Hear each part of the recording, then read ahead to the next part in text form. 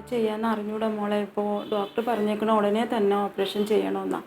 അതിന് 30,000 രൂപയാണ് ഡോക്ടർ ഇപ്പോൾ ചോദിച്ചേക്കണത്. പിന്നെ എങ്ങനെയൊക്കെയോ അമ്മായി 20,000 രൂപ ഒപ്പിച്ചു വെച്ചു. 10,000 രൂപയും കൂടി ഉടനെ തന്നെ വേണം മോളെ. അതിന് സമയവും ഇല്ല, നാളെ തന്നെ കൊടുക്കണം. അത് കാരണം അമ്മായി ഇങ്ങനെ ഇരുന്ന് ആലോചിച്ചു എന്താ ചെയ്യുക. 10,000 രൂപ ഇനി എവിടെ പോയിട്ട് ചോദിക്കാമെന്ന് വിചാരിച്ചിട്ട് ഒരു ഇതും കാണുന്നുണ്ടായിരുന്നില്ല. അപ്പോഴാണ് പെട്ടെന്ന് മോളെ കാര്യം ഓർമ്മ വന്നത്. അങ്ങനെയാണ് അമ്മായി ഇങ്ങോട്ട് വന്നത് മോളെ കാണാൻ വേണ്ടിയിട്ട്. പക്ഷേ മോളുടെ സ്ഥിതി ഇതാണെന്ന് അമ്മായി അറിഞ്ഞിരുന്നില്ല മോളെ. അറിഞ്ഞെങ്കിൽ അമ്മായി വരൂലായിരുന്നു ഇങ്ങോട്ട്. വാസോട്ടുണ്ടെങ്കിൽ എന്തെങ്കിലുമൊക്കെ ചെയ്യായിരുന്നു. എൻ്റെ കയ്യിൽ ഒറ്റ പൈസ ഇല്ല.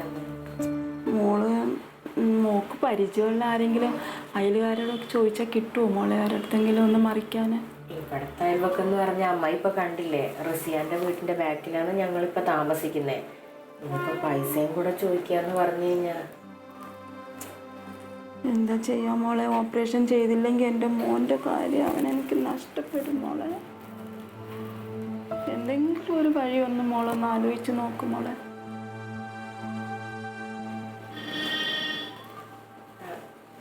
അമ്മ ഒരു കാര്യം ചെയ്യേ, തൽക്കാലം എൻ്റെ കയ്യിലിടാ മാല മാത്രമേ ഉള്ളൂ. അമ്മായി കൊണ്ടുപോയി അത് താലിമാല വേണ്ട മോളെ, അതൊന്നും വേണ്ട. താലിമാല വേണ്ട മോളെ, വേറെ വേണ്ട.